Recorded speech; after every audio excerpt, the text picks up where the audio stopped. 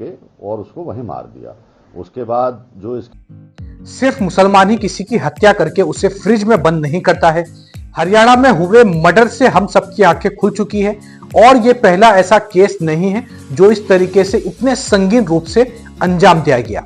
हरियाणा में हुए murder case के बारे में आप सबने सुना होगा, उसके बारे में पुलिस का क्या कहना है और सीसीटीवी फुटेज एक बरामद हुआ है, उसमें क्या दिखाई दे रहा है, इन सभी मुद्दों पर बात करेंगे। आदाब, मैं हूं ताहा नसीम, आप देख रहे हैं टीएन न्यूज। हरियाणा के रोहतक में हिमानी नरवाल हत्याकांड से जुड़ा एक सीसीटीवी फुटेज सामने आया है। इसमें हिमानी की हत्या का आरोपी सचिन एक काले रंग का ट्रॉली बैग ले जाते हुए दिख रहा है। यह फुटेज 28 फरवरी को रात 10 बजे हिमानी के घर के पास रिकॉर्ड हुआ है। इसी सूटकेस में पीड़िता का शव 1 मार्च की सुबह 11 बजे सांबला बस स्टैंड के पास पड़ा हुआ मिला था।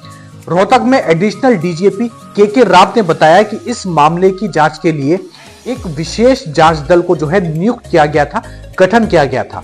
आरोपी सचिन हरियाणा के झज्जर जिले का रहने वाला है।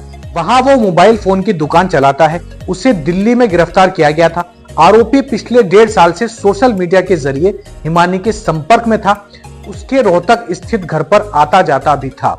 हिमानी नरवाल रोहतक के विजयनगर में अपने पुश्तैनी घर में अकेली रहती थी। 27 फरवरी को आरोपी उसके घर आया। दोनों के बीच किसी बात को लेकर बहस हुई। इसके बाद सचिन ने वायर्ड मोबाइल फोन चार्जर से हिमानी का गला घोट दिया। उसकी मौके पर ही मौत हो गई। हत्या के बाद सचिन उसके गहने, लैपटॉप, अंगूठी लेकर झज्जर चला गया। वहां अपनी दुकान में इस सामान को छुपा दिया। उसी रात उसने शव को काले सूटकेस में भरकर बैग और खून से सने रजाई के साथ ऑटो रिक्शा में सवार हो गया। सांपला बस स्टैंड के पास उतरकर वहां सूटकेस फेंककर फरार हो गया। हिमानी और सचिन के बीच झगड़ा क्यों हुआ था, इसकी जानकारी अभी नहीं मिल पाई है। पुलिस रिमांड के दौरान उससे पूछताछ की जाएगी। इस केस की जांच के लिए एसआईटी समेत 8 टीमें गठित की गई थी। पुलिस टीम को जांच के दौरान सीसीटीवी फुटेज हाथ लगा, जिसके जरिए आरोपी की पहचान कर ली गई। इससे पहले हिमानी नरवाल के परिवार ने कातिल की गिरफ्तारी होने तक उसके शव का अंतिम संस्कार करने से इनकार कर दिया था। उसकी मां सविता ने कातिल के लिए फांसी की सजा की मांग की है। उन्होंने कहा, मैं अपनी बेटी के हत्यारों के लिए फांसी की सजा चाहती हूं, तभी उसे न्याय मिलेगा। हिमानी की मां ने कहा था, मैंने आखिरी बार 27 फरवरी को उससे बात की थी।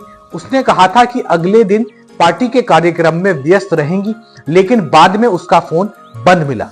जब तक मेरी बेटी को न्याय नहीं मिल जाता, हम उसका अंतिम संस्कार नहीं करेंगे। हिमानी एलएलबी कर रही थी। कांग्रेस की एक समर्पित कार्यकर्ता भी थी। राहुल गांधी की भारत जोड़ो यात्रा में भी हिस्सा हिमानी ने लिया था। तो हिमानी कोई आम या फिर राह चलती लड़की नहीं थी, बल्कि समाज में उसकी एक पहचान थी, एक रुतबा भी था। और कांग्रेस पार्टी के साथ लंबे समय से काम करते हुए हिमानी को पहले भी कई बार देखा गया था। इस पूरे मामले के ऊपर पुलिस का क्या कहना है, चलिए एक बार वो भी सुन लेते हैं। लड़की अकेली विजयनगर में रहती थी और 27 फरवरी को ये लड़का उनके घर पे आया और इनकी आपस में कहा सुनी होगी और इसने ये जो मोबाइल चार्जर की केबल है उससे गला घोट के और उसको वहीं मार दिया। उसके बाद जो इसके जेवर थे, लैपटॉप था या जो दूसरा सामान कीमती था, उसको ले जाके अपना जो उसकी शॉप थी, दुकान या अपना झज्जर के अंदर, वहाँ छुपाया और इसी की स्कूटी लेके वो वहाँ गया और वापस आया। और रात को फिर इसने इसको लड़की को काले बैग में पैक करके, और क्योंकि रजाई वगैरह पे भी खून के धब्बे वगैरह पड़ गए थे, तो उन सब को साथ पैक करके और ये रात को 3 व्हीलर लेके बस में सांपला बस स्टैंड के पास गया, ये दिखाने के लिए कि मुझे कहीं जाना है। तो फिर वहाँ जब 3 व्हीलर चला गया तो इसने वो बैग वहाँ पर।